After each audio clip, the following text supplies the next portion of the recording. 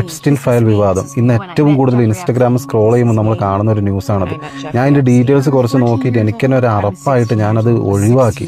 Dracula സീരീസിൽ പോലും ഇങ്ങനത്തെ നമ്മൾ എപ്പിസോഡ് കണ്ടിട്ടുണ്ടാവില്ല.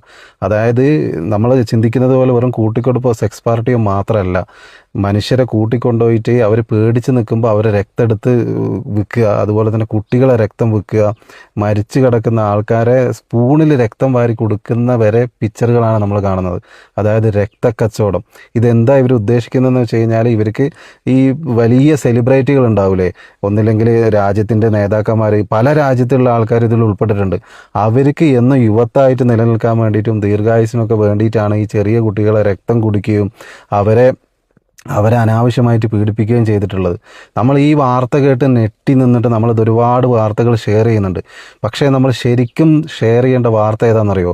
നമ്മളെ തലസ്ഥാനമായ ഡൽഹിയിൽ ഈ വർഷം 2026 ജനുവരിയിൽ 800 ആൾക്കാരെയാണ് കാണാണ്ടായിട്ടുള്ളത്. എന്താണ് ശരിക്കും ഡൽഹിയിൽ സംഭവിക്കുന്നത്? ഇതും ഈ എപ്സ്റ്റീൻ ഫയലുമായി പോലെ തന്നെ നമ്മളെ ഡൽഹിയിലും സംഭവിച്ചുകൊണ്ടിരിക്കുകയാണോ എന്ന് വരെ സംശയിക്കേണ്ട അവസ്ഥയിലാണ്. കാരണം 800 ആൾക്കാർ ഒരു മാസം കൊണ്ട് കാണാതാകുക എന്ന് പറഞ്ഞാൽ അത് നിസ്സാര കാര്യമല്ല. നമ്മൾ ഒരുപാട് വർഷം മുമ്പ് നടന്ന കാര്യങ്ങളാണ് നമ്മളിപ്പോൾ ഷെയർ ചെയ്ത് നമ്മളിപ്പോൾ കാണുന്നത്.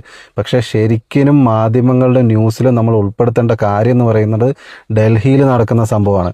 ഇല്ലെങ്കിൽ ഉണ്ടല്ലോ, ഒരുപാട് വർഷങ്ങൾക്ക് ശേഷം ഇതുപോലെ നമ്മൾക്ക് എപ്സ്റ്റീൻ ഫയൽ പോലെ നമ്മളും ഒരു ഡൽഹി ഫയൽ പോലെ നമ്മളുടെ ആൾക്കാരുടെ തിരോധാനം നമ്മൾ ഏതെങ്കിലും ന്യൂസിൽ ഒരുപാട് വർഷങ്ങൾക്ക് ശേഷം വായിക്കേണ്ടി വരും.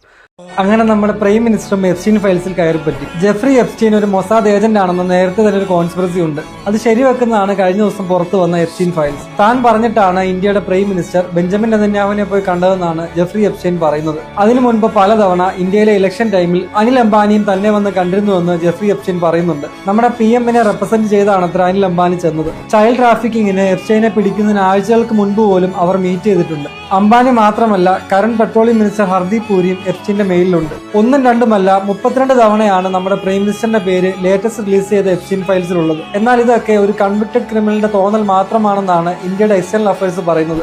US ഡിപ്പാർട്ട്മെന്റ് ഓഫ് ജസ്റ്റിസിന്റെ സൈറ്റിൽ കയറിയാൽ നിങ്ങൾക്കും ഇതൊക്കെ ചെക്ക് ചെയ്യാം. ഫയൽസ് എന്ന് കമന്റ് ചെയ്താലും DM യു ദ ലിങ്ക്. പിന്നെ നമ്മുടെ കേരളത്തിലെ മസാജിനെ കുറിച്ച് ജെഫ്രി എപ്സ്റ്റീൻ മെൻഷൻ ചെയ്യുന്നുണ്ട്.